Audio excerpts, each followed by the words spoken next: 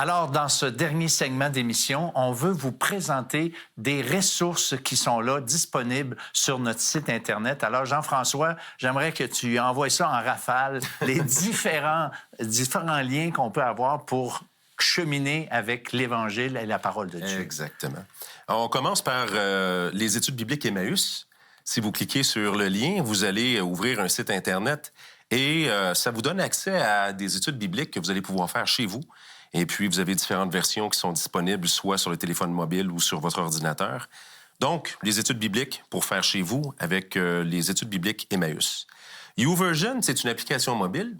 Et puis, sur cette application mobile-là, il y a des plans de lecture de la Bible, entre autres. Et c'est un petit peu comme un Facebook, en réalité, où vous pouvez ajouter plein d'amis et puis vous encourager les uns les autres avec la lecture de la Bible. Quand vous soulignez un verset, vos amis, entre autres, le voient, peuvent commenter dessus. C'est très encourageant. L'Évangile.net, ensuite, est un portail qui va vous permettre de découvrir l'Évangile de Jean en particulier. Vous avez le livre que vous allez lire au complet de l'Évangile de Jean, avec à chaque fois un petit vidéo explicatif qui nous permet de découvrir Jésus avec plus de précision. Ensuite, il y a 2 librairies chrétiennes que vous allez trouver dans nos liens utiles, la Librairie chrétienne de Québec et les Publications chrétiennes. Et puis, on vous encourage, entre autres, à consulter ces sections-là. Vous pouvez, en ligne, commander des livres ou vous rendre sur place pour faire les achats.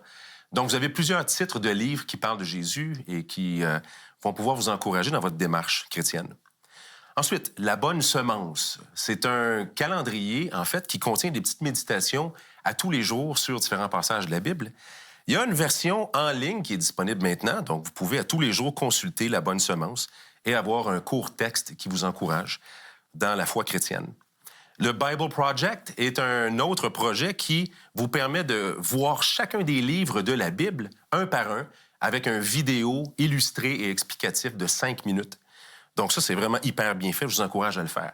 Et je vais terminer avec Sam Parle, qui est un collaborateur ici à l'heure de la Bonne Nouvelle et qui fait plusieurs capsules pour expliquer l'Évangile selon une perspective typiquement québécoise. Vraiment québécoise. Oui. Vraiment québécoise. Il ne faut pas manquer ça. Exact. Alors, merci beaucoup, Jean-François. Je veux aussi remercier Martin Lébreux qui était avec nous.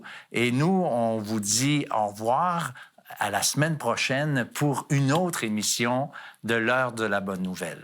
L'heure qu'elle va puiser, c'est en plein midi. Ouais. Et jamais en Israël, on va puiser à midi. Pour qu'une femme s'en aille à midi, là où le soleil est le plus fort puis qu'il tape sur sa tête, pour faire l'effort de puiser de l'eau puis de le ramener à son village, c'est parce qu'elle veut pas voir les autres. C'est clair. C'est clair. Elle dit, le Messie, quand il va venir, il va nous expliquer toutes choses. Excuse-moi, je t'arrête juste là.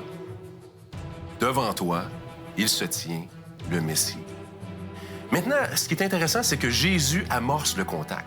Puis ce qu'on voit dans le déroulement de l'histoire, c'est que Jésus est au courant de qui est la personne qui aborde. Et puis, ça, c'est ce que Dieu peut faire dans la vie de chacun. Il n'y a pas de fardeau trop lourd que Jésus ne peut pas prendre. Il n'y a pas de honte trop grande qu'il ne puisse pas pardonner.